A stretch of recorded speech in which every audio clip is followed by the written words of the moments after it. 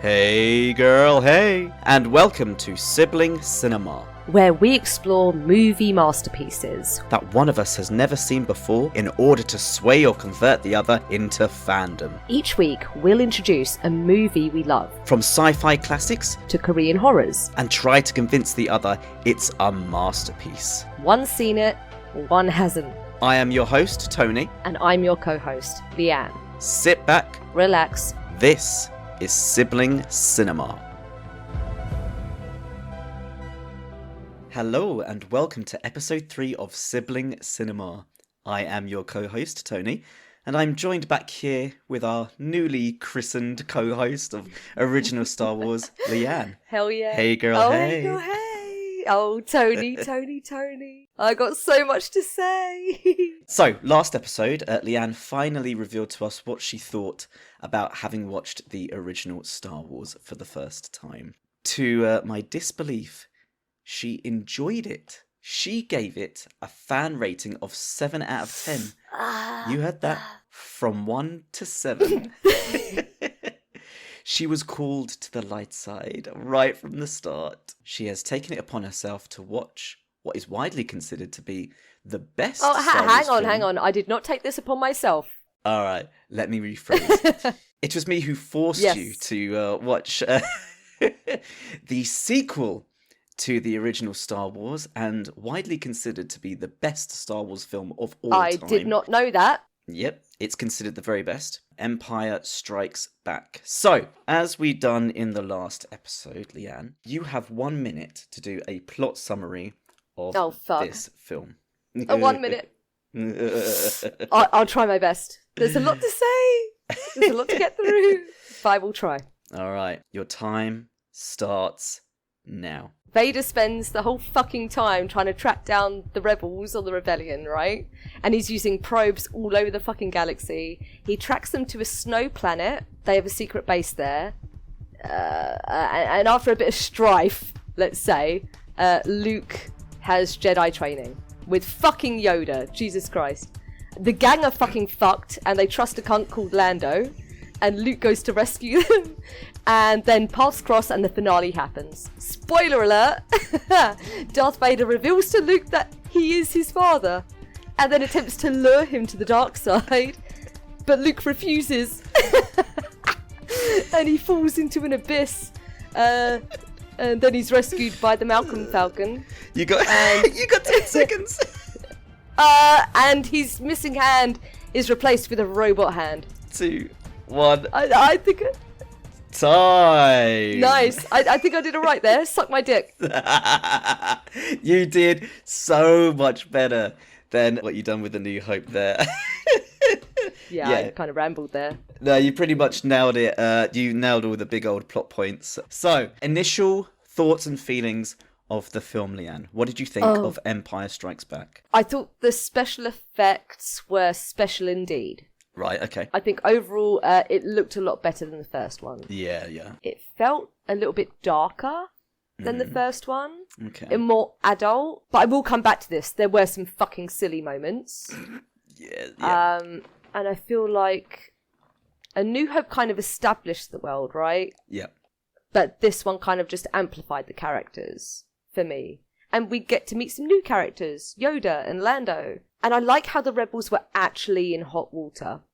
Nothing goes their way. They are fucked. And the ending was good, even though I knew the revelation. Yeah. You know, like I know the heritage. You know, I think we all know, even if we haven't seen the franchise, that, you know, Vader is Luke's father. Yeah. But I thought it was executed well. Chewie does not shut the fuck up. Please shut the fuck up, Chewie. That pissed me the fuck off. You didn't like him being frustrated at the Malcolm Falcon? Just stop. Just shut the fuck up. Even in tense moments, he's just going... Rrr. Anyway, those are my initial thoughts. I won't say too much. Okay, fair enough. Yeah, like with the huge twist at the end, like obviously you're going to probably know about that, considering how much it's been marvelled at for years and years and years since its release. Lucas obviously made a huge success of A New Hope, more than he expected. Nevertheless, he struck a deal with 20th Century Fox, whereby he would forego his director's fee in exchange for keeping full rights to any Star Wars sequels and merchandise. Wait, he gave up being the director of Star Wars? Essentially, for that bit, yeah. Oh, why? This is his baby. Well, you told me in the first episode how hard he worked. And... I. But I also said how unbelievably stressed he was being in that seat. Something had to give. And so Mrs. Lucas made him take a break. He asked his former lecturer at film school, Irving Kershner, to direct this film. And yeah, he took out a bank loan as well. So he had a budget of about 18 million, which then went up to about 22 million because of how many times they had to go back to the set and reshoots and scheduling. Where was this shot? Was it shot in Tunisia as well? No. So this was, some of it was shot in Norway for the Hoth scenes and stuff. And then the majority of them were shot in studios. Hoth! That's the fucking planet. Yeah. It was 18 million budget, went up to 22 million. The reason why there were so many delays is because the same location of where The Shining was being filmed was that location in Norway as well. So The Shining had to basically finish their shit before they could do anything. Kubrick had to get the fuck out. He had to back up his shit and go. Stanley Kubrick fucked them up a lot. Really? Yeah. First big old character we see is Luke coming on to the screen after seeing one of those probe droids. Now, Leanne, do you notice anything different about Mark at all? Mark? Mark Hamill. Is that Luke? Oh my god. I don't know the actors' names, apart from Carrie Fisher and... Yes, you bitch. All right, you bitch. Damn. It's Luke. He's... Do I notice anything different about him? Yeah. Do you mean his character or how he looks? How he looks. Doesn't he have scars on his face? He does, yes. Yeah. And I thought that was from the Yeti. It's a Wampa, you fuck. I thought he had encountered a Yeti maybe previous to this. Yeah. He encountered a Yeti, as you'd say it. However, the scarring and stuff on his face was all real because shortly after he finished filming Star Wars, he was in a car accident and he fractured his nose and cheekbone. And this was before Star Wars became successful. So he'd finished filming. He was probably so stressed from the audio, it was like, fuck it, I'm going to go speeding on the motorway. And then he crashed and his whole face was Is that what it up. was? Was he speeding? Yeah, he was speeding. He went off the ramp and it toppled. The force was not strong with this one. No, it was not indeed. My days. The force was very weak with him. The force was weak. But so at hospital, he genuinely thought it was the end of his career because his face was so busted up. Nevertheless, they kept him on, and what they'd done instead is that they wrote in this intro of him being attacked by a Wampa to basically make those scars a part of the story. That is so fucking funny. Yeah, because it's kind of integral, because that's what makes Han go out and rescue him, right? Yeah. Anyway, well, we're not there yet, but that's very funny. Yeah. Well, can I just say, I did not see the Yeti coming. You didn't? No. No. It gave me a bit of a jump scare. It looked really mean. Oh and he fucks no. Luke up. It's a horrendous. It's like when he kills the camel, it's like he's pushing his face, his hand into the face. It's so like mild. It's like, what is this? No, I liked it. And he's eating some kind of flesh in the cave when he's hanging upside down. I was like, what's he eating? Yeah. Disgusting. Yeah. It's an example of excellent puppet work in this film, as you'll obviously see later on. But yeah, it's a kind of foreshadowing of that. We cut to Han and Leia, first interactions in the film. So watching it again, right? It's certainly a repressed relationship, right? And I find it so odd that their first kind of interaction is very intense and it's back and forth. And it's in front of the soldiers around the base as well. Like Han even says, like, oh, come on, it's because of the way you feel about me, isn't it? And it's like, whoa, Jesus, where did that come from? There was no build. There was not really anything there, which makes me think in like the story outside of this film, Leia and Han have had a little thing. Maybe they got drunk or whatever at a rebel party or whatever, and something happened between them. Let me talk about it. So, as soon as we cut to the rebel base, they make eyes at each other, and I knew immediately that they've either banged or will bang soon. I respect it. Tale as old of time, you know, the money falling for the street rat. And also, let me tell you about Carrie Fisher in this. I prefer her hair this way. She's so gorgeous. I love her. Something has happened in between the films. Yeah. Between them, right? It's definitely a peculiar style. It's either really smart or it's just very like, whoa, what's going on here? This is way too into it. But I think that, like, we've got to read into that backstory. I think there was definitely something that happened. Like, it must have taken time for them to establish a secret base on Hoth. Right? So maybe months have passed. We don't know. And if you're in close quarters... Anything can happen. I respect it. There are plenty of goofy moments, of course, throughout the Star Wars saga. One of my favourite parts in this fucking film, and it doesn't make any sense. C-3PO is yabba yabba yabba yabba yabba yabba at Han. And then Han, at one point, just puts his hand over his mouth. Yes, over his mouth. It's like, that doesn't fucking work. He's a droid. C-3PO, though, like, he's disrespected so much in this film. Yeah. How rude. Like, he says it so much. There's plenty other silly moments. Oh, plenty. We will talk about it. I think in that first scene with Han and Leia, don't we learn that he's going to be leaving soon? Do you know what I mean? To pay a debt to Jabba the Hutt. Yeah. I know what Jabba the Hutt looks like. He's the massive fucking space slug. But I love that Leia is sassy as always, and she responds with... he responds to her. Like, this was the worst line for me. Like, one of the worst lines. You could use a good kiss. I know. But she's playing down her feelings so much. There must be a reason he is pursuing her this way. Do you know what I mean? Yeah. Sorry to backtrack, but... He's just enticed by somebody who's just as rebellious but on a much higher status than he would have seemed, but a much more wisdom and renown for getting around, like, trouble. I think she... I've got questions about Leia. You know, how is she an engineer? How at one point in the film does she start, you know, giving commands? Yeah. When they're trying to escape. It's like, aren't you royalty? Like, where has that come from? It's raised more questions for me about her. She is a princess, absolutely, but she's also the leader of a rebellion. The rebels. And I think when Lucas constructed Leia first, she had to have some sort of brute in her to lead this sort of pack to a brighter future. She has to be a leader in whatever way it needs to be. And she must have broken away from whatever monarchy, royal structure, to go and join the rebels, surely. My question is, are her family, like the king and queen of whatever, are they gone because Vader blew up her planet in the first film? Pretty much, yeah. Yeah, okay. Alderaan was her home planet. That's where she was born and raised. She ain't grieved it much, has she? No. She's just getting some side action from fucking well, Mr. then Solo. That actually raises a really good point. Maybe the reason why she's become emotionally attached to Han, subconsciously, is because she doesn't have a home anymore. Maybe she's looking for somebody to look after her or to bounce off in whatever way.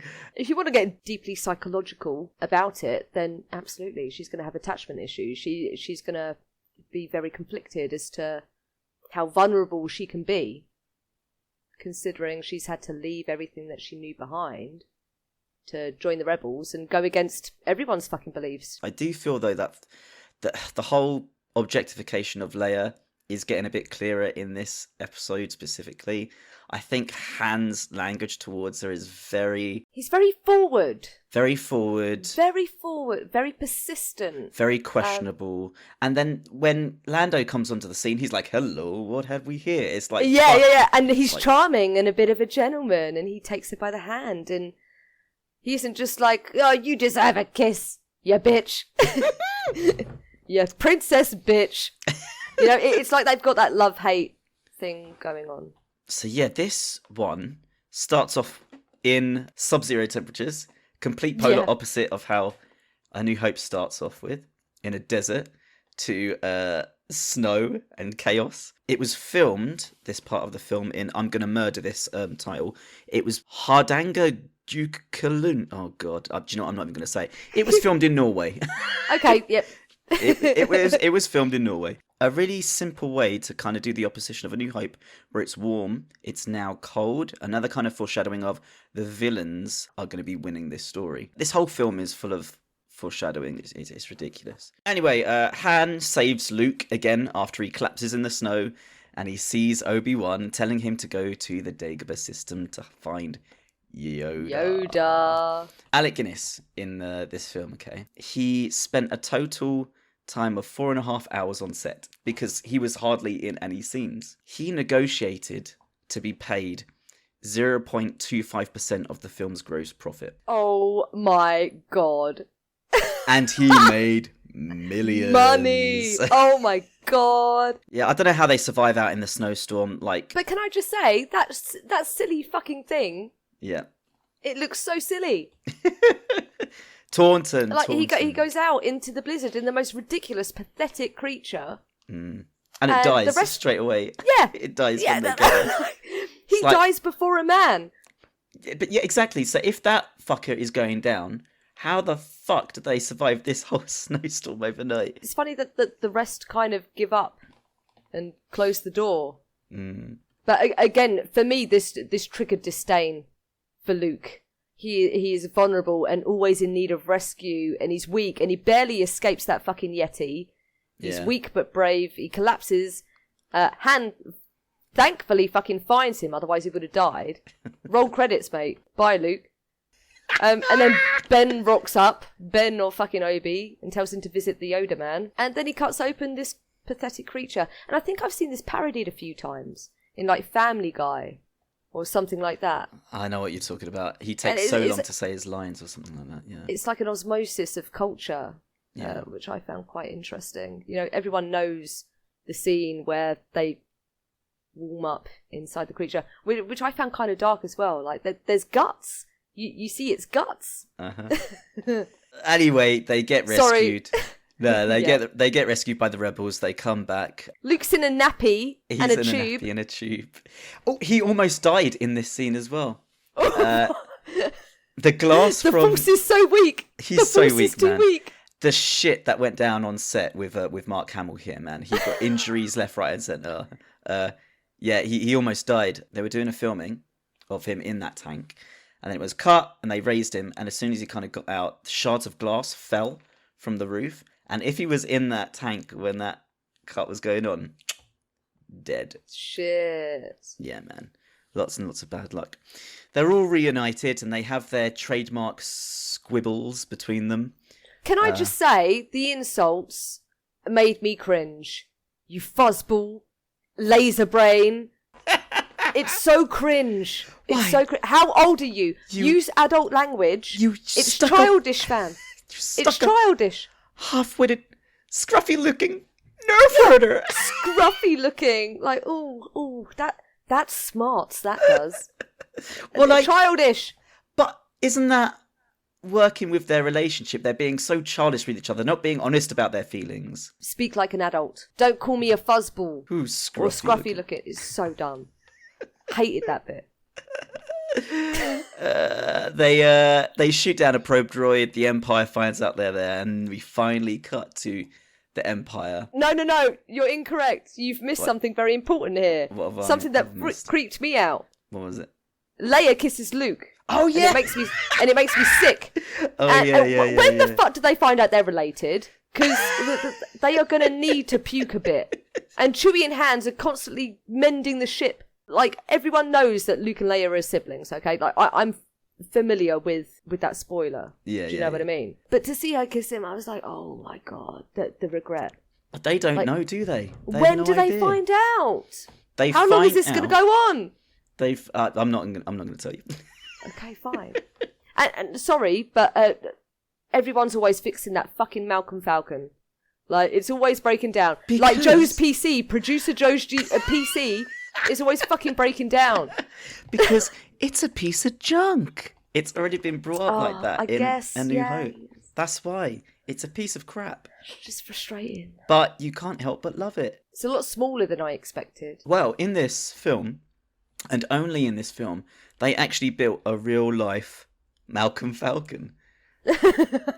It was 65 foot across, 80 foot long, 16 foot high, and weighed 23 tons. Anyway, you were saying Vader's first time on screen. We bitch. move to the Empire.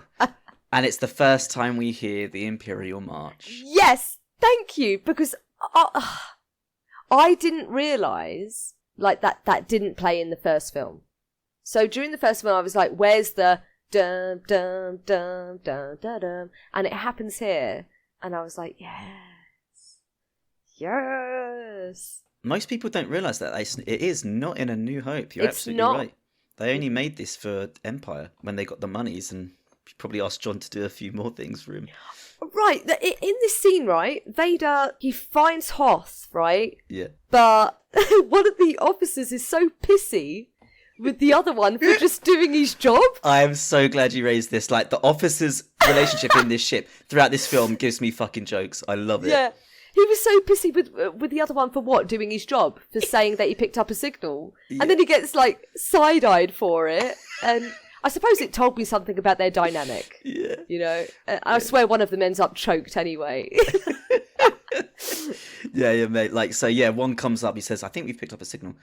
The Admiral's like, "No, that's not real." Darth Vader comes over, he's like, "Yeah, that's it." And the Admiral's like, you can see it, and he's like, "For fuck's sake." Like, Darth Vader, I respect you, but this is nothing to go on. This is not enough evidence.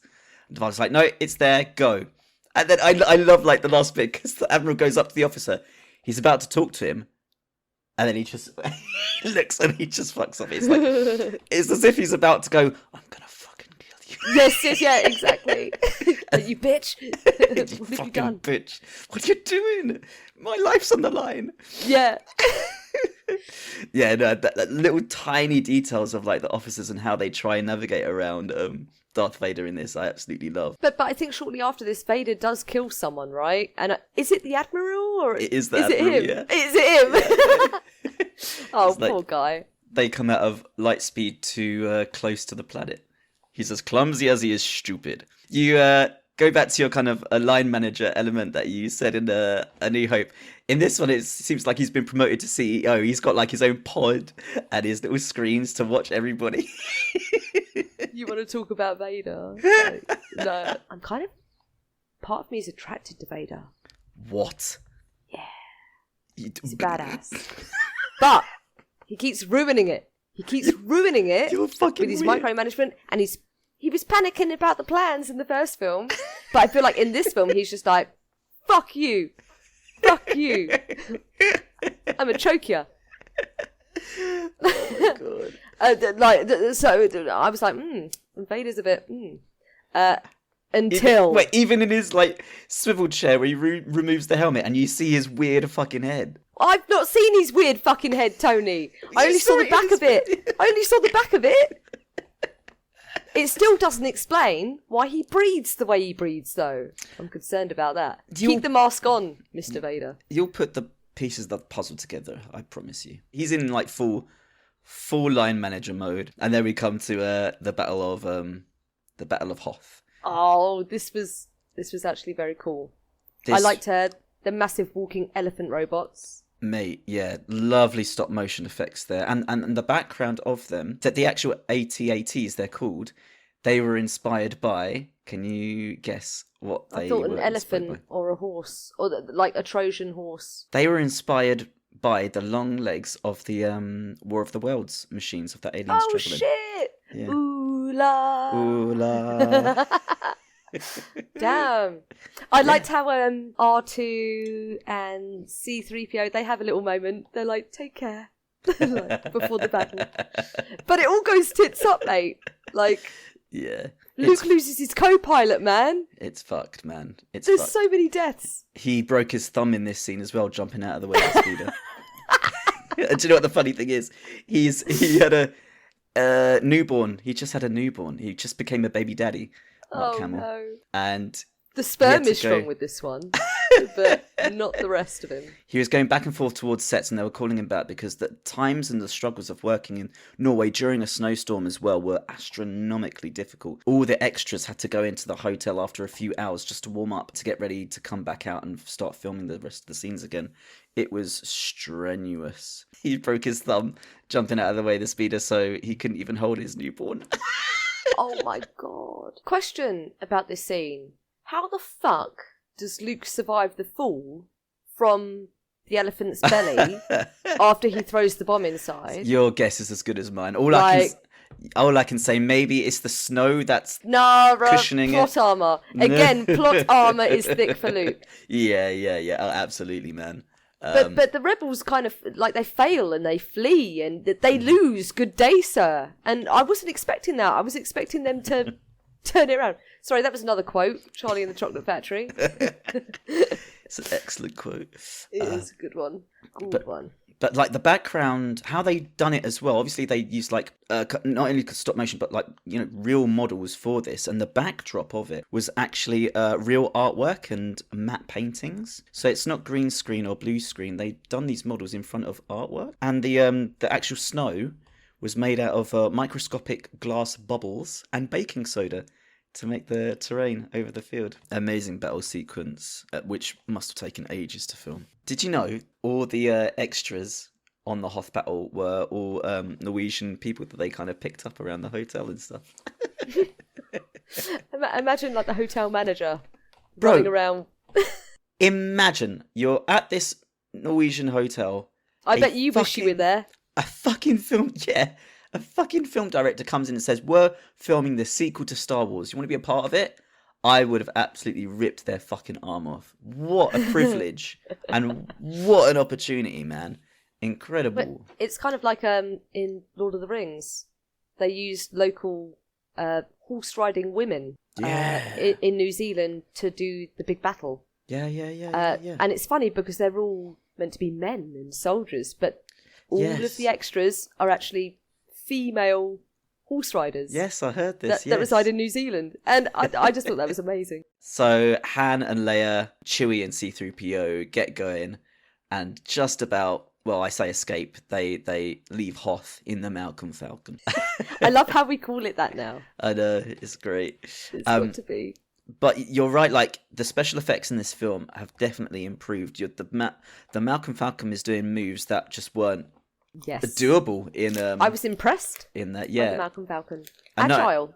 Agile, and not only that, like multiple big ships all at the same time coming together must have been an absolute minefield to do, which was done by the Industrial Light and Magic company, which they had to start all over again after Star Wars was done. They were like, right, we're done, we're going to go on to different projects now.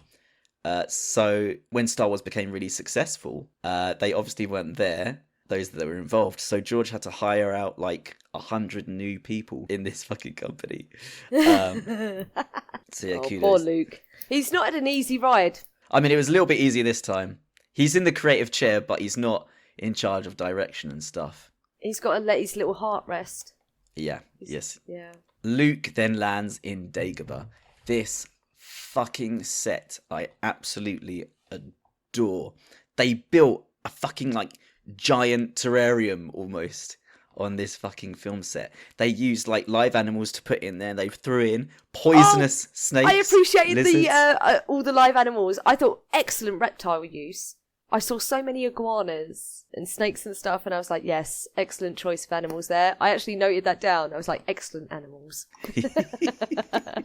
But it kind of reminded me of like a dinosaur land, like a swamp land. Yeah. And R2 nearly gets eaten by that fish. Mm-hmm. By the way, I still can't believe there's a man in there. That's insane. Oh no, there's a little like thing about this. So because the terrain in Dagobah was so richly built with forestry and you got fog and water, most of R2's scenes was actually a puppeteer maneuvering it from outside. So I was right to doubt it then, because I was like, there can't be a man in there. Yeah.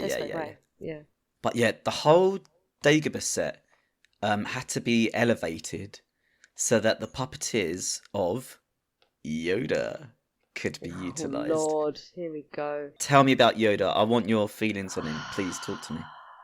You know what's so crazy about this, okay? This was mad. I was shook. This is my first encounter with the actual character. Okay, my first encounter with the actual character, not a toy or a meme or a weird quote or a joke about the way he talks. So first impressions for me were important. I felt like this was a big moment, and the first fucking thing Yoda does is eat Luke's dinner. Like, what? And makes a mess. I did not expect him to be this way, Brev. I thought he was a gentleman. I thought he was a gentleman. He's just a messy cunt, there to appease the children. Childish. He even hits R2. Hold on a second. He can fuck right off. So wow, that's how I felt about Yoda when I first met him. Oh shit! Okay, that's harsh. Okay, fair enough. This is first impressions, though. This is first impressions. So when you realised that he's doing all this annoying shit on purpose, what was your take on him? My mind started to change about Yoda when he gives that great talk about how Luke isn't quite ready to train, how he has no patience and that he's a bit reckless, but he's persuaded by Ben or fucking Obi, whatever you want to call him. Yeah. I think that's the scene where I started to like him. There was just something about the way he was talking. And there was also a moment where he was training Luke and he talks to him a lot about the Force. Yeah. And demonstrates his awesome power by lifting the ship. Anyway, we're jumping so far ahead. That's a little bit further, yeah. But my opinion definitely shifted because of some scenes. But my initial impression was, what the fuck is this? This is meant to be some iconic, wise man. Yeah. And the first thing he does is take his dinner. I was like, this is no.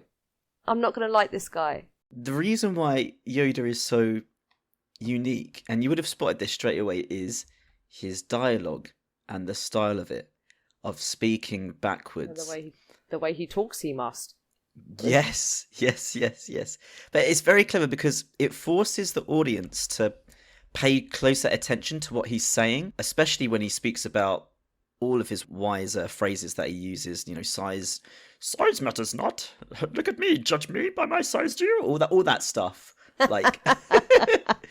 But he has such wonderful phrases as well. The reason why they done it in a backwards dialogue way is because George didn't want to use subtitles like he's done with other alien forms, but he did want the style of the grammar to be different because he's an alien species. He's not human. He's an alien. He was controlled by 4 puppeteers, including Frank Oz. Yeah.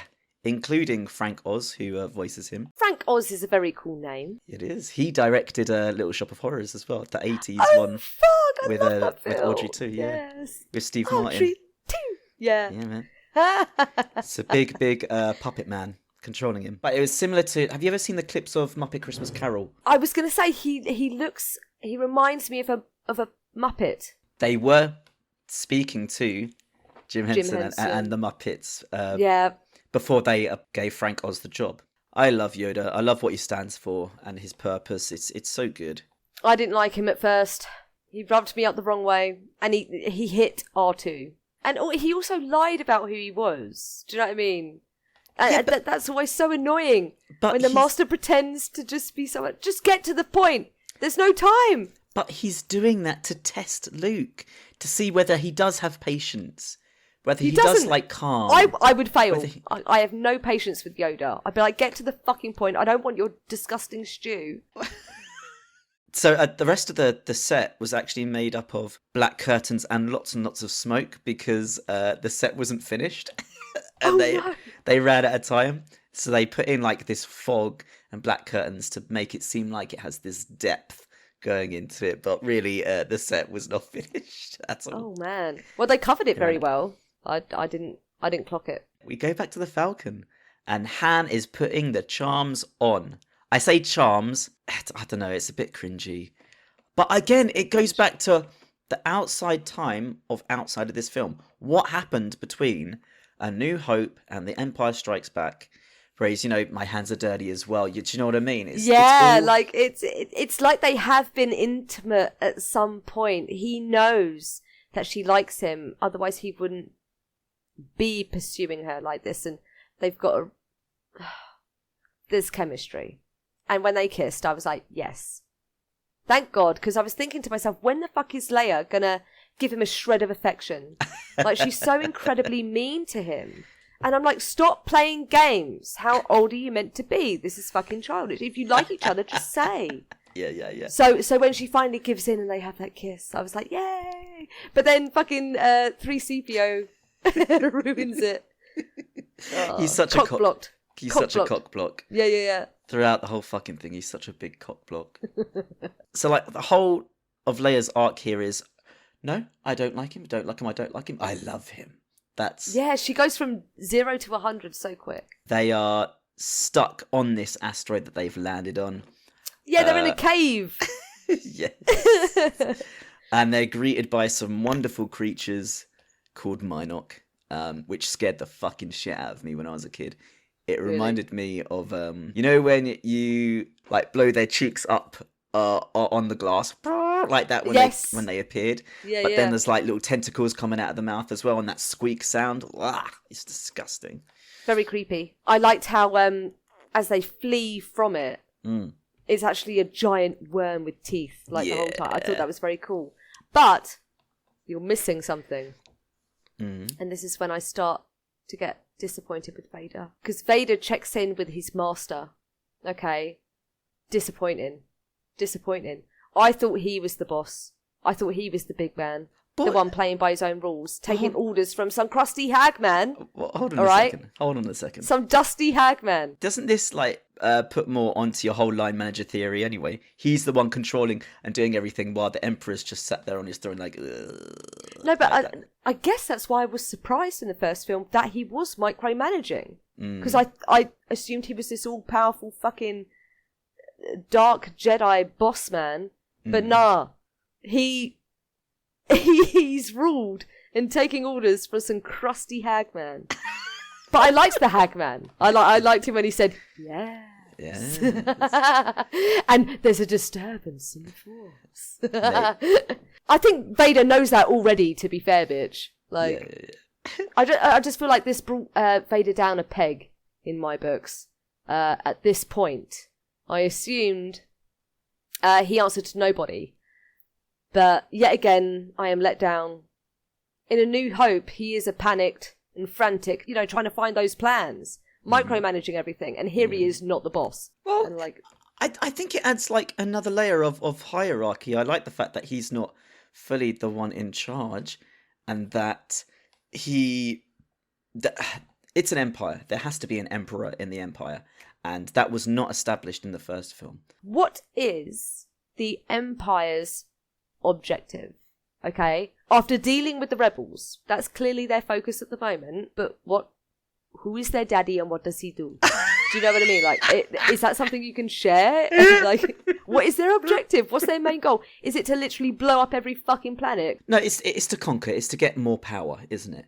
As evil like that, all you want when you're really powerful, you just want more power. That's I think the overall objective of the Emperor. But of course, it becomes focused when they're like, there's another person who can use the Force. Let's get them. Let's bring them over to the dark side. Do you know what I mean? So the version that you watched, Ian McDiarmid played the Emperor. Excellent actor. In the original theatrical release, the Emperor was actually played by a woman called Marjorie Eaton. And what they done, this is really cool as well, and I really wish they kept this in the original, is that they superimposed her face with a chimpanzee so that it made the eye effect. No, they didn't. They did. And I want to see a photo of this. You can look it up Is there on... a picture? Yeah, if you look up like original Emperor, Empire Strikes Back, and you'll see like photos of them doing like the photo shoots of it with the chimpanzee. And then voiced by Clive Revels. So there were 3 people Oh, used. no, I see it. That looks fucking creepy, man. Yeah, Her eyes. yeah, it's really cool. Oh. Really, really cool. I prefer that. Yeah, I I prefer prefer that as that well. so much. But that's like when Return of the Jedi comes out and Ian McDiarmid was cast as the Emperor in it. He's fucking awesome in that film, though. It's the eyes as well that they concentrate on. Look at the Emperor's eyes when you see him in the next film. It's so good. Okay. I'll keep an eye out. We cut back again to the Empire, and now Darth Vader has hired all these like bounty hunters in a row. You see this lizard fuck for like 3 seconds, who's a bit weird, and he does like this noise as well, which is like ew. And we see Boba Fett for the first time. Mysterious man. Is he the bounty hunter? He's a bounty hunter. The one with the crossed helmet. Yeah. Right, I liked him. He was a badass. Yeah. He's a silent assassin. Doesn't Vader kill another one?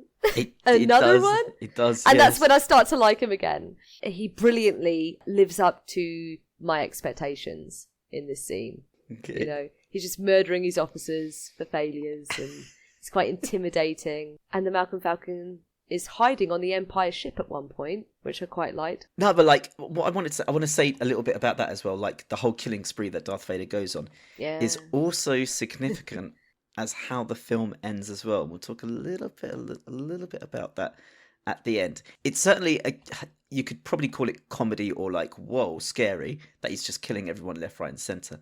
But there is a specific plot point as to why he's doing that and why it's important at the end. He gets all these bounty hunters together. This is hilarious.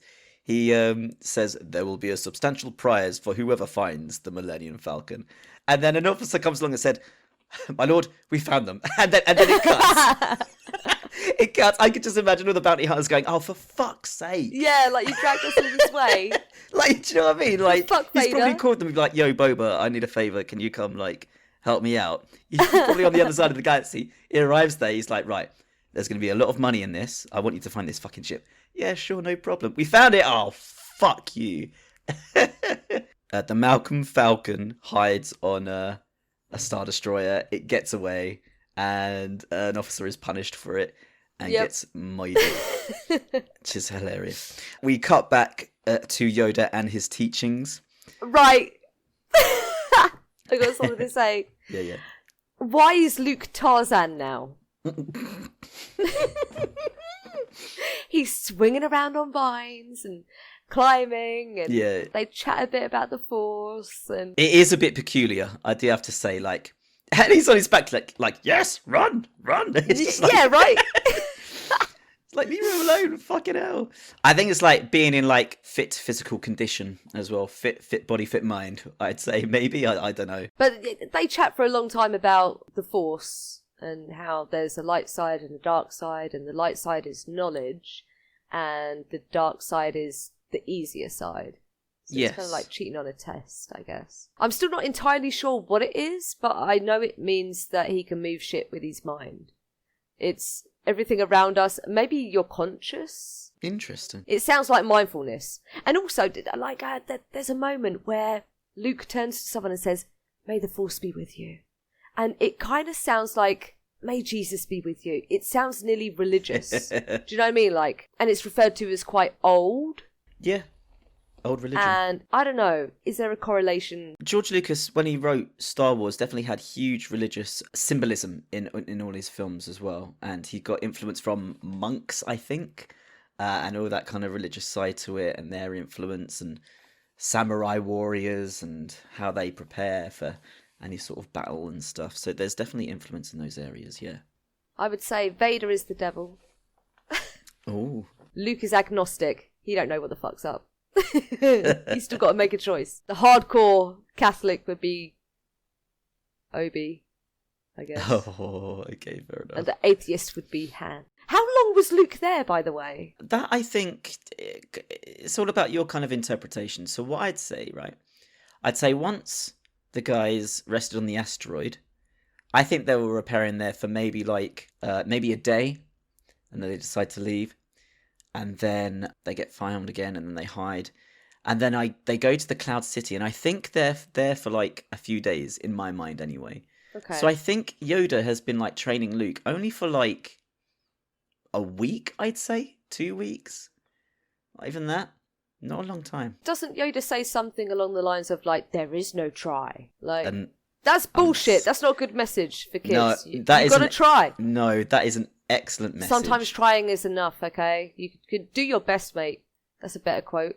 Tony, also a question for you. Did you at one point believe at any point as a child that you had the Force and you could move shit with your mind? I did, yes. Whenever like I knew it. the door would slam because of like the wind or something, I'd be like, And you'd be like, yes. oh, what have I done? It's just the way Yoda demonstrates by lifting that ship. Yeah, it's such a wonderful little magical thing that they've put in this film, the Force, which I think I said last time. I think the Force is like, what's your purpose. definition? Like, My how do definition you explain it? of the Force is your own personal belief and your self-confidence. If you're strong in the Force, you can accomplish anything that you would like to because you have the confidence and the bravery to go with it. Dark side is more kind of about your passion. If you're extremely passionate about something, you get emotional, and that's what the dark side is. If you're not, But the calm dark and side is collected- also the Force, no? So you think it's more about being impulsive and passionate? Yes. But Yes, being absolutely. impulsive and passionate is a good thing sometimes. Yes. Yes, impulsivity lives to leading a really exciting and creative life. It's not all bad. Then I think you're going into the realms of becoming a grey Jedi, Leanne. What which the fuck is a grey Jedi? No! It's someone who doesn't believe in light or dark side. Ah, an agnostic Jedi. Yeah. Yeah. They do exist in the law, I'm afraid. What the fuck? I bet that's the most sit on the fence story ever. Ooh, they just can't decide if they want to go to the light or dark. So yeah, Yoda's teachings. Do not Yes. try, you must do.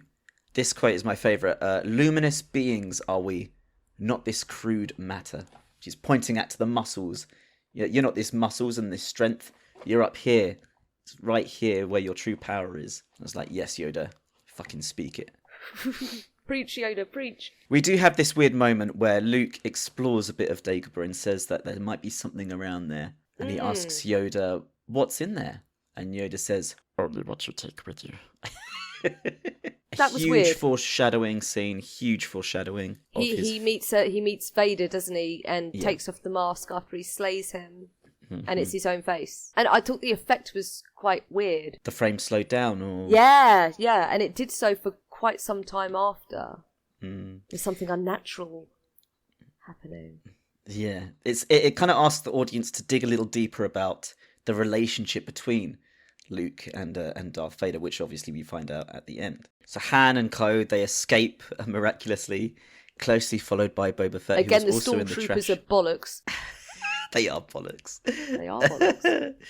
And they seek refuge with Lando Calrissian. Tell me about Lando. Did you like him? Lando the cunt. Lando the cunt. Lando the cunt. So Why do you think he's a cunt? Okay, look, we're talking first impressions here. Okay, yeah. My first impressions were he hates the Empire. Okay, Yeah. which is good. He likes Leia. Hello, what have Hands we off. here? Hands off. She's for Han. He's rude to C-3PO. Yeah. He just totally walks away. Well, everyone's fucking rude to C-3PO, mate. When he gets, like, It's so fucked up, rude. no one realises he's fucked up until Chewie finds him. It's so rude. And I also learnt that Han has definitely wronged him in the past. That's why they were a little bit anxious going in there. And I think he turns to Chewie and says, keep an eye out for me. Even though he reassured Leia that everything would be cool, he was obviously a bit anxious about approaching Lando. So when they initially hug, I was relieved. Do you mention that? It's a clever character moment, like saying to Leia, like, don't worry, he's my friend. And then going to Chewie afterwards, like, keep an eye out. Shows, like, you're absolutely right. It shows that he's not entirely convinced that this would be a really safe place for them. And we immediately find out that something's wrong with this place when C-3PO gets absolutely clarted. Poor C-3PO. And no, please don't get a bang! How rude. Yeah, he gets fucked up. And again, Chewie does nothing. He fixes him. No, but he just walks away. He turns around and looks behind him for like a microsecond and is just like, and carries on. Idiot. I do feel like George and those that are working, they didn't really know what to do with C-3PO because he's very important in the plot in A New Hope. But now that you'd say his arc is complete because they got the plans to the rebels. What do they do with him and R2-D2? So they're just tag-alongs, really. But R2-D2's still allowed to roam around. Do you know what I mean? Well, I guess they need him to kind of hack the doors. It's comic relief, really, isn't it? Mm. Which is odd that they chose to break up R2-D2 and C-3PO for the majority of the film because they're a double act. So what does C-3PO bounce off? What, being a really annoying cunt? And that's exactly what he was. He's not an annoying cunt. I like C-3PO. At one point, Leia turns him off because he's rattling on and she's like, shut the fuck up. He's got a point, though. And everyone is being rude to him. Yeah. He's very emotional for a droid. Yes. Which is why I like him. Yeah, that Lando. Yeah, what are your thoughts? So he's a mirror image of Han Solo. Clear cut. Smuggler, but just with the business end. He's that little bit smarter than Han. The mirroring is very clear when he says, it's not my fault on the Malcolm Falcon. The same thing that Han Solo says when it's not working as well. It's not my fault. It's not my fault. It's never your fault, smugglers. It's never your fault, is it, when you're in trouble? Leia calls him up on that, doesn't she? So it's never your fault. Snitches get stitches. And yeah, so he grasses them up to Vader. And I don't think he had a choice, which is why I like Lando, because he's been very clever about this. No, I'm sorry. When I found out he betrayed them, I was like, betrayal. Lando the cunt. Like, the gang were fucking fucked at that point. Yeah. Like, I really thought they were going to be able to turn things around. But at that point, I was like, they are fucked. They're going from one situation to another and just getting annihilated. But he's doing this out of... It was looking bleak. But he's saying yes to the Empire because he's trying to protect those. If he says no, Darth Vader's just going to click his neck and he'll be dead. He needs to survive. And the deal that he struck with them is that they would be kept in the city. So at least they'd have some sort of care and hospitality from Lando. Yes, but you and I know... But it doesn't it's Vader work who that keeps way. changing it. No. Vader keeps changing the deal every little bit. And that's what pisses Lando off. He's just like, well, fuck this. Yeah. So I think he's... Wait, so you think if Vader had stuck to the initial agreement, Lando would have followed through and... Yes, I think they would have been absolutely fine. I think Lando had their best interests at heart. No, I don't believe you. I think it was circumstance. I think he saw an opportunity and thought, you know what, I might be better off with them than I would be with Vader because he keeps dicking me over with the deals. I think he was swayed by the deal at the last second. I don't think he had their best interests at heart at all. I think he was a cunt. Oh, damn. But part of me, I guess he did redeem himself. Do you know what I mean? I find this character really weird, and he doesn't speak, but we see him like 3 or 4 times. It's this little android bald-headed man that follows him around, and he's got this little light pack on his temple, like he's being controlled by him. That character it's... What, Lando? Yeah. Yeah, and then when he's like trying to escape, he like presses a few buttons on his watch, and his eyes just go...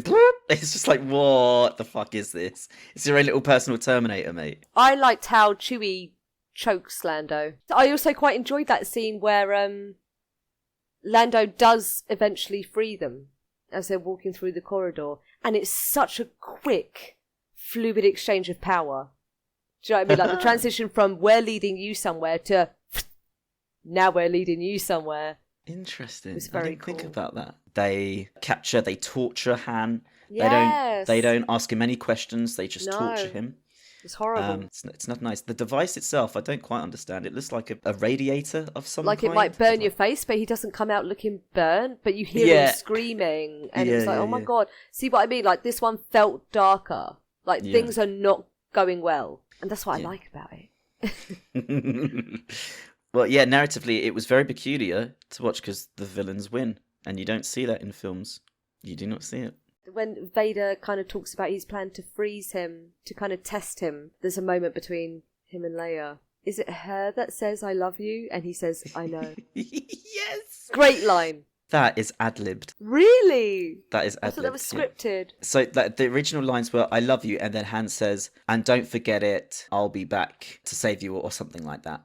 It was a shit line, basically, and Yeah, it didn't sound as good. Harrison Ford went up to the writers and went to Irvin. He's just like, can I just, I want to say this. They didn't tell George Lucas, and so and so Han just said it. George Lucas wasn't happy. Why? I think it's great. I think it works. It's so them. Until the creatives and like when he showed it to the execs as well, they were like, good line, and it's now an infamous line. And it's the perfect dialogue for the character. He wouldn't say, I love you too. He would never have said that. That's not Han Solo. She says it, though. Which, again, is the reassurance of Han. And he was right at the beginning. It's how you feel about me. All this pent-up emotions that you're not expressing to me. And now you've said, I love you. It's like, it was the validation that, yes, I know. I thought it was a great line. And he was very brave the way he just did it. Do you know what I mean? Staring her dead in the face, like, boom, I'm going. The actual set as well, the actual carbon freezing chamber, excellent set design. It's like a grill. It's like something from hell. It's beautiful. It's a beautifully hellish set. Yeah, I love it. It's scary. Yeah, you wouldn't want to be there. No. That's for fucking sure. The orange lights with all the steam, and it's just it just makes Vader look so good. It really, really does. Like, and he was so evil here. More of that, Vader. Be fucking evil. Don't micromanage. Like. So Luke gets that feeling of his force, like, oh, my friends are in trouble. I've got to get out of here. Like, he has a vision. He's like, they're in pain. Kind of another way that the force works. We saw it with Obi-Wan in A New Hope, where the planet gets destroyed, and he's just like, oh no, something's happened. And then he refuses to complete his training. Despite Yoda and Obi saying, stay, you fucking amateur cunt. Like, we don't believe in your abilities yet. And Yoda says something to Obi after, like, Luke decides to leave and rescue his friends. Yes, what does he say? He says, there is another. Yes. And I was like, who the fuck does he mean? Ooh, who does he mean? I don't know. Well, you shall find out. I was thinking maybe Leia, but she's not a Jedi. Like, she's not got a lightsaber or anything. Or is she a Jedi? No, you're right. It's Leia. Oh, okay, great. Because he's the other offspring. Yeah, because they're siblings. Yeah, she is the other. Yeah. Okay. The strife of Mark Hamill when he was getting onto the ship. There was a snake on the ship when they were filming. It bit his hand like 4 times. Why is he so cursed? He gets fucked up in this film, man. He's so cursed. He gets that vision. He goes to the Cloud City, and there's about a minute of, I think, it is genuinely one of my favourite sequences of all of Star Wars. He gets there, he's playing like a super spy where he's going around the halls and he's looking around the sides like that. He's James Bond. But then R2's behind him going, it's just like, shut the fuck up. And then shut the fuck up. Shut the fuck up. And then Leia is like, no, it's a trap. Just round the corner. It's just so over the top. It's so ridiculous. But he goes that way anyway. And this sequence is, it's everything. It's the direction from when he comes up out of the ground is where the sequence starts. He comes out of the ground, he looks round, and you can see him look at his blaster, and he realises that he's not going to need that anymore. So he puts it away, because he knows what's coming. The lights come on, the breath starts, and Darth Vader's like, the Force is strong with you, Skywalker, but you are not a Jedi yet. And then we get that absolutely fucking gorgeous shot of when Luke goes up to the steps, both sabers are ignited, and there's this beautiful silhouette of him and Darth Vader with the orange grills at the bottom of the floor and the smoke in the background. It's just beautiful. Whoever was set designer for this is a standing ovation. It was beautiful. It was atmospheric. It was tense. It lived up to the hype. It was a great battle. It was a great Luke versus Vader, man. One criticism. Whenever Vader got hit with a lightsaber, I got the ick. You got the ick? Yeah.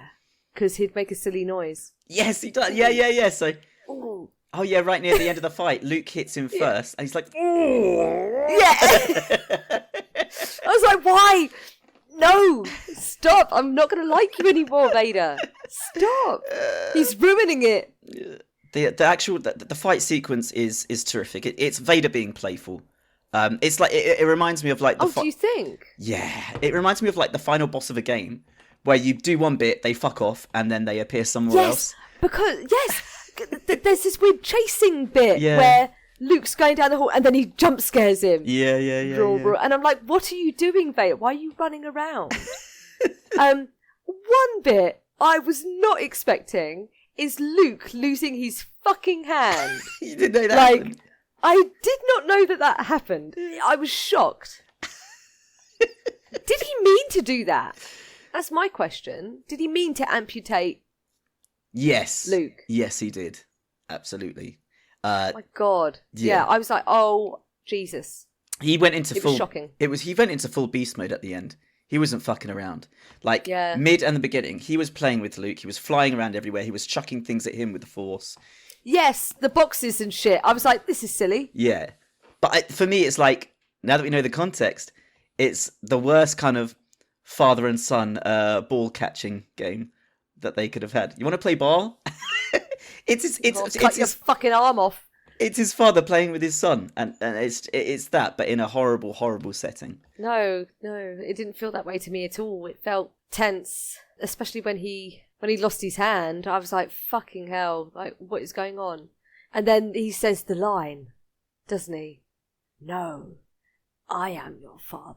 Even though you knew the twist, how did you take that scene? Oh, I thought it was great. I thought it was so well done. But I always thought it was Luke.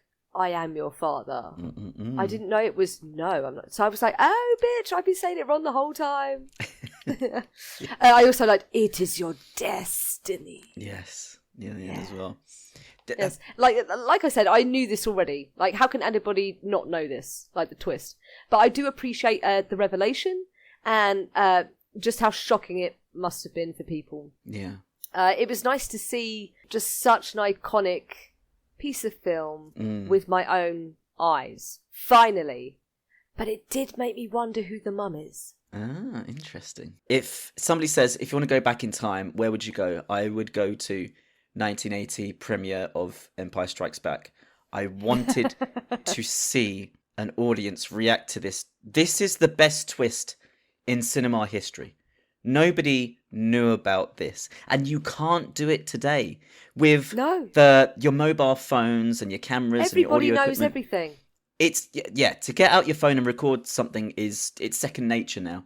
People are always doing it. They're streaming, they're doing influencing, that it's everywhere. You can't create that sort of twist in cinema anymore. The press will get it so fast. So this is how they done it, right? So the actor, David Prowse, he had a reputation for revealing plot points in films, generally. He's goose-lipped. Throughout his career, yeah. So a couple of years before, Lucas had kind of vaguely mentioned where the story might go. And Prowse, of course, clocked onto that. And when he attended conventions, he told people that Vader was Luke's father. So to stop this from happening, Lucas and Kirshner, they gave Prowse the script in the line, which in his script was, Obi-Wan killed your father. That was the originally scripted line. Okay. Just before filming the scene, they told Mark Hamill what the real line was going to be. Yeah. And that's how he acted and responded to it. Yeah, so Kirshner pulled Hamill to the side and he said, now, I know this, George knows this, and now you're going to know this. But if you tell anybody, we'll all know it was you. Yeah. So he kept his fucking mouth shut. And David Prowse obviously was completely oblivious as to what the line was. Yeah. Fucking hell. So yeah, only George, Kirshner and Mark Hamill knew. And of course, James Earl Jones, when he went to record it. When he recorded it, he thought it was a joke. He thought it was like a lie. No. Yeah. He thought it was This makes it even better for me. Yeah. The fact that not everyone was in on it. Yeah. Until the last fucking second. Yeah. Oh my God. He must have been proper goose-lipped if they went to those lengths to feed him a false script, false oats, for all that time. That must have been a very interesting day on set. Oh my days, it must have been. But even more interesting at the premiere when David Prowse is sitting there being like, what the fuck? Mm-hmm. But he was so pissed off because he was like, if I'd known, my acting would have been completely different on that day when I'm Darth Vader. But I'm like, you're hiding it in front of a helmet, mate. It's fine. Yeah, it's all right. it's no big deal. And at the premiere, when Vader said, I am your father, Harrison Ford leaned over to Mark Hamill and he said, kid, you never fucking told me that. So no one else fucking knew. That's no crazy. one knew apart from those 4 people. Mark Hamill, They would have to keep it very... That's so funny. He chooses not to join Vader and he jumps into the most ridiculous, goofiest fucking thing in this film. Yeah. It makes so stupid. It makes no sense. So stupid. He falls down into this like whole socket. He slows down. It looks so bad. Yeah, it looks really Tony, bad. it looked so bad. Yeah. I felt like they kind of wrote them into that hole when they cut off his hand and had that revelation. It's like, fuck, how is he going to escape this? So he just has to do that. What I quite liked, though, was how Vader looks disappointed when Luke jumps. Like, he doesn't even try to use the Force to bring him back or anything. My question is, why the fuck didn't Ben or fucking sneaky Obi-Wan tell Luke about his heritage? Well, that's for the next film. Because, no, this is 2 strikes for Obi, okay? Because I suspect he murdered his aunt and uncle because he had to push him to go looking for Leia, okay? He clearly had beef with his dad, okay, because they battled in the last film and he got smited. And that he just lied to Luke about everything. Is Obi a dick? I thought he was a good guy. You could argue that he's a dick, yeah. I found it interesting that Luke seemingly chose death over the dark side. And Vader, like, I just feel like it was a genuine moment where he was shocked at something. Like that, the way he just lets his arm fall back to his like, side. son. It was like his jaw dropped to the floor. I just thought it was funny. The stupidest part is when he miraculously falls into this tube. Not straight down, into this fucking tube. He then... Onto a cable. Right. So yeah, he goes through this tube. He stops. So his momentum's gone, he stops. But then just as he stops, the floor opens up below him. It makes no fucking sense. No. In like an architectural structure, that just makes absolutely no sense. Why would you have a trapdoor and a tube that goes nowhere? It's fucking outrageous. But the Malcolm Falcon saves the day. He does. He calls out to Leia, hear me. Oh, Leia. that's right. He uses his Jedi mind. And this was the second twist of the film. It was Leia that Yoda and Obi were talking about when they said there's another. Because she hears Luke through the Force. So is she a Jedi then? She is Force sensitive, yes. Oh. The terminology's strange. Force sensitive. Yeah. Oh shit. Yeah. Maybe I should shut the fuck up. There's some like new law that goes on. I don't know what that means. Yeah. You just sensitive to the Force. Basically. So wait, if you can feel the Force, does that mean that you're a Jedi? Yes, essentially. This is what I wanted to talk to you about in opposition to the deaths that Vader's been causing. And it's really interesting that you said Vader seemed really disappointed when Luke decided to fall. There's definitely something in that. They're about to get the Malcolm Falcon again. They're about to beam it in. R2-D2 miraculously fixes the hyperdrive, and then they fuck off. Now, at that point, the Admirals must have been shitting himself. He's like, oh, fuck, I'm next. I'm next. Just do it. Just do it. But Vader doesn't. He kind of looks away. He looks back to contemplate at space, and then he just goes off. He mellows off. No, he doesn't just... But no, he communicates with Luke. He's like, Luke. Oh, yeah, this is after, like, the Malcolm Falcon... Oh, okay. But yeah, he tries to communicate with him. I didn't clock that. Yeah, he tries to communicate with him on the ship. Yeah, he's like come back, and fuck off. Luke's like, Luke's like, Father... Father, no. Daddy, no. Daddy. Oh, Daddy. But Darth Vader doesn't kill anyone. And that is really, really telling for character development, which will become really important in the next film. It's very significant. Ay, ay, ay. Ay, Okay. ay. Well, also about the ending, okay. Trusting Lando with Han's favourite thing, the Malcolm Falcon, Yes.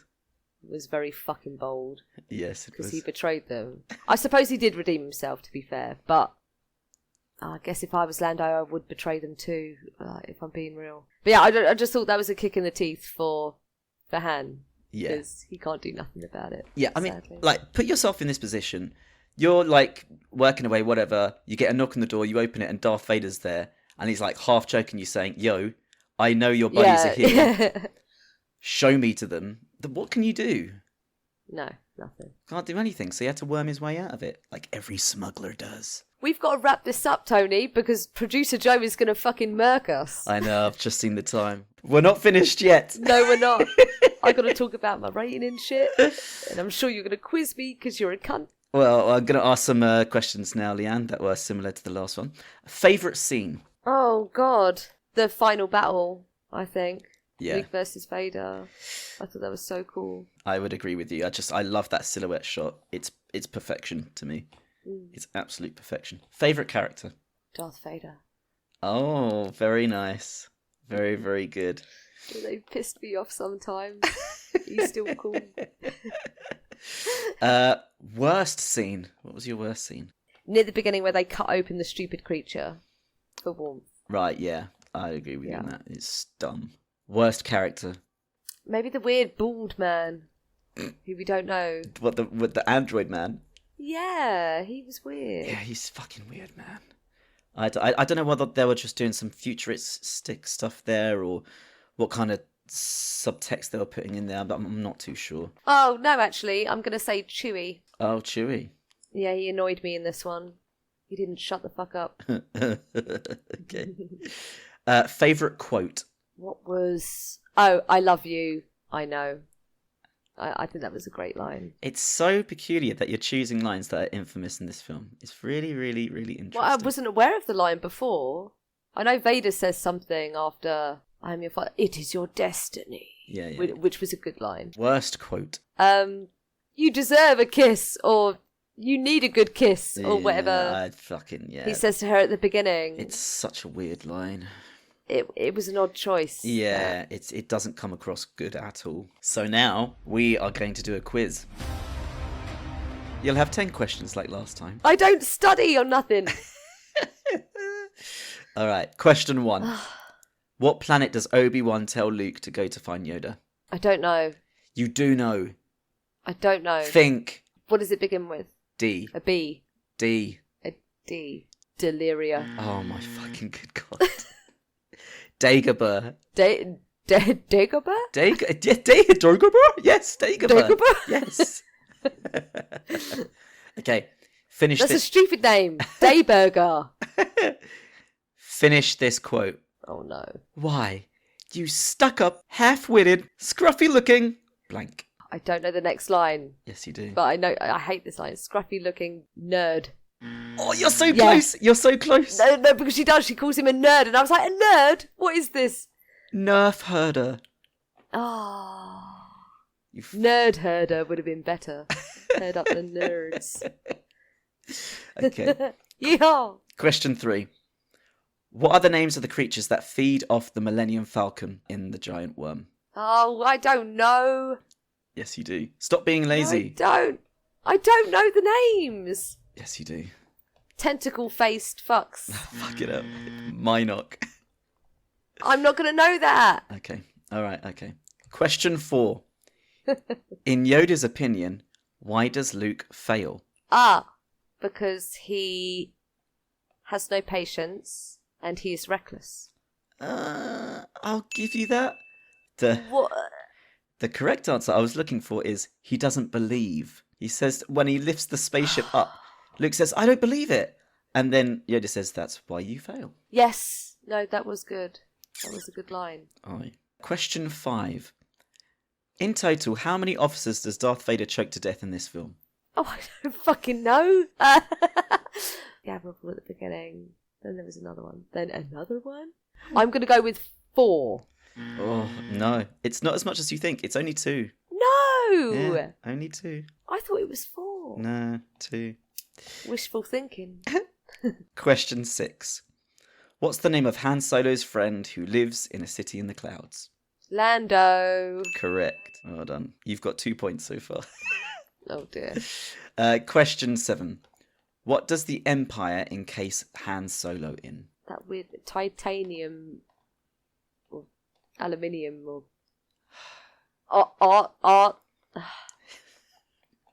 artanium. Oh my god. Frozen carbonite. Question 8. Which hand is sliced off Luke Skywalker? Oh, for fuck's sake! Left or right? It's 50-50, innit? Yeah. Right. Yeah! Yes, that's right. That's right. Finally. Question 9. Who eventually fixes the Millennium Falcon? It's Chewie Orlando. Oh, no, it's not Leanne. R2! Yeah, Yes! correct. Nice. And finally, question 10. What is the rendezvous planet that everyone agrees to meet at the very end? I don't know. It's not Hoth. It's not And Hoth. it's not Earth. No, it's not that. I don't know, bitch. It's Tatooine. They agreed to Isn't meet that on Tatooine. Luke's home planet? Yes, it Or am I is. being Well dumb? done. Okay, Yes. okay. Very well done. Very well done. Tatooine. Aye. All right, Leanne. So, last film, you placed yourself on the fan rating of 7 out of 10. That is the light side of the Force. Now, in our fan rating now, where do you stand after watching Empire Strikes Back? Are you more of a fan or less of a fan?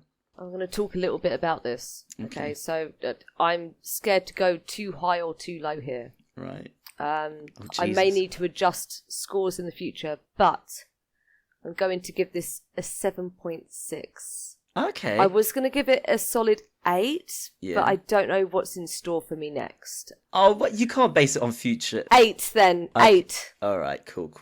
I think it was better than A New Hope, Interesting. which is a concerning pattern. Ah. Because I'm starting to like it, which is annoying. I think the stakes were a lot more intense Yes. in this film. Yeah. Even though, like I said earlier, less people are actually in danger, compared to the planets that get blown up and stuff. I think the final was amazing. I think it kind of shattered our expectations throughout, because we kind of expect in movies that the good guys are going to prevail and that they're going to get there, they're going to win, and that everything's going to go smoothly. Do you know what I mean?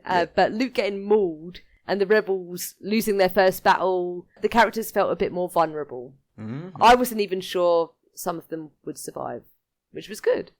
Ah, I think the pacing was better. okay. I enjoyed the music. I liked the Imperial March. Yeah. And I think the focus on the characters made the film a bit more interesting. It was also kind of funny Mm. It's at times. You're right. It's definitely kind of character-led story rather than a MacGuffin, which is what the New Hope was trying to catch the droids. I also kind of felt the acting was better. Yeah. It would be easy to forget that Luke the whole time is basically interacting with androids Yeah. and a puppet. Like, Yoda's a fucking puppet. Yeah. And I hate Luke, but I've got to give hats off to Mark. I thought the lightsaber duel was a lot better in this film. Oh, it's so much better. Yeah, they definitely lined it up. They definitely got a different fight director on set for that, for sure. I also felt like the sense of morality was a bit more interesting. Like, you've got Luke having to make this choice between saving his mates or Jedis as a whole, I guess, like something a lot bigger than all of them. So, and one could say that that's very one-sided, but I found it a bit of a dilemma. And he didn't choose the path that I thought he would, even though it's a fucking film. Obviously, he's going to go and save his mates. But it did make me question, what's he going to do? Is he going to listen to the wise masters, or is he going to be a little rebel? Yeah, it goes to say like how good a film is when a character is put in a position of a choice. That's very, very difficult because Yes. it determines who they are. He goes against everything. He's just like, no, I'm gonna do me. I'm gonna. I have to save my friends. That's it. Yeah, Save my friends. He just had to. It was a drive. An 8. You are a call to the light side of the force. Very, very cool. I keep failing the quizzes though. You This can't go on. You got 4 points from the quiz, so well done. I'm never going to remember the names of the creatures or planets. So. All right. Okay. So next is the last film of the trilogy, and then you can take a lengthy break from Star Wars. Oh God. So the next film is Return of the Jedi. Do you know much about it or what happens at all? All I know is the bikini is coming. And Jabba the Hutt. Yes, the bikini is That's coming. literally all I know. All right, okay. Like, that's all I remember seeing. Okay, cool. Fair enough. And thus you would have completed the original trilogy. Wow. So, Leanne, thank you so much again for joining me on this episode and discussing Empire Strikes Back. Well, there's not really much else to say now, but to tell you to fuck off and go watch Return of the Jedi. All right, bitch. Thank you so much for listening in as well, peeps. Mucho is appreciated. We'll see you on the next episode. Bye. Bye. Thank you for listening to Sibling Cinema. If you enjoyed this episode, stay tuned for more arriving weekly. Make sure you check out our Instagram page, sibling_cinema, where you can listen to extra exclusive content and drop us a like, a share, or even a message if you'd like. Don't be shy. Until next time, roll on the next reel.